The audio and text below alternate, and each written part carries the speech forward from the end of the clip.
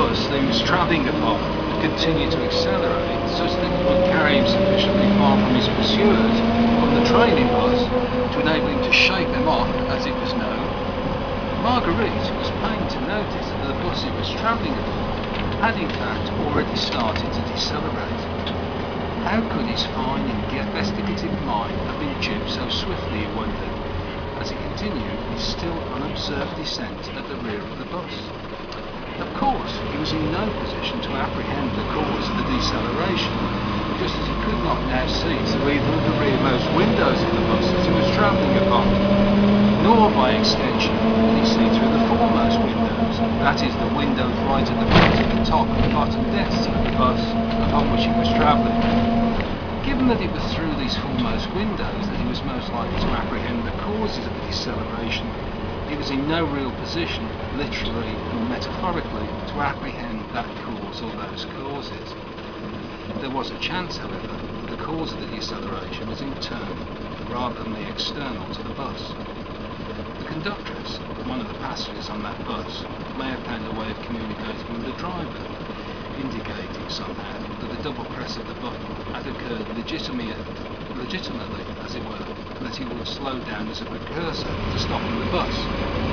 Still, other more plausible internal causes could be conceived of, including the commonplace one of the momentary deceleration of the bus as the driver changed gear, as it was known. Marguerite felt reasonably sure this latter case pertained that the bus would start to accelerate again through the gear change. That had been his experience on numerous occasions while travelling in motorised and other road vehicles in broadly similar circumstances in the past. But he could not be sure until that re-acceleration took place that this was a situation as it pertained to him at that moment. That is, a situation in which he was travelling in a vehicle that was in the process of ascending, numerically speaking, through the gears, or at least ascending numerically speaking from one gear to the next. The former, in this case, likely to be the first, and the latter being the second gear. And it was for this reason that he could not rule out the other causes, whether internal or external to the bus, or the unexpected deceleration of the bus. He found himself trying to find firm expositional ground, just as his foot, unspecified, was travelling towards the forward step down. A manoeuvre, moreover, that had become more precarious given that the bus had suddenly started accelerating, following a period of acceleration that Marguerite had asserted would continue, if not indefinitely, then at least until he had shaken off his pursuers on the trailing bus. The reason he sought firmer ground for his rhetorical note, only in a sotto voce sense, was that he had seen the ground beneath his assertion of continued and sufficient acceleration fall away so quickly and so easily. This had shaken his confidence, in short. He expressed this new unsteadiness externally by taking hold now of both handrails, that is, by gripping on both sides of the stairwell, the rails that had been provided by the bus company for the purpose of steadying one's body, and by extension one's mind, Marguerite contended. At moments when the speed of the bus or the rate of acceleration or deceleration changed abruptly, or when the bus abruptly moved from a state of acceleration to one of deceleration, as in the current instance, or vice versa, or even to a state of abrupt braking. How could he trust his own assertions now, he wondered, when they fell so swiftly apart in the face of the evidence? Just at this moment, the driver moved into what Marguerite was sure was second gear, and the bus started to accelerate again.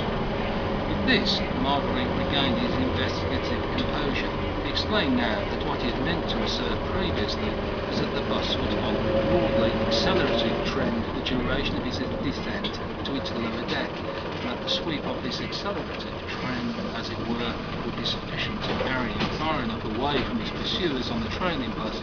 to enable him to shake them off, as it is known. The broad accelerative trend did not, of course, rule out moments of deceleration, such as the one that he had so recently experienced, providing that such moments were a small proportion of that trend. Having regained his mental footing in this way, he regained his actual, that is to say his physical footing, by placing his foot, the left note, on the forward step down. He further exhibited gained composure, confidence, flamboyance even, by removing one hand, the left, from the handrail, running down the left-hand side of the stairwell, meaning that he was now only holding on following conditional assertions that the transition from second to third gear was still moments away, and despite the 4 remaining steps, the bus would still be travelling slowly enough for him to disembark when the time came, without causing undue injury to himself. And finally, that he was firmly back on the trail of Harold Absalom, the mayor's transport advisor, who, remember, was still missing.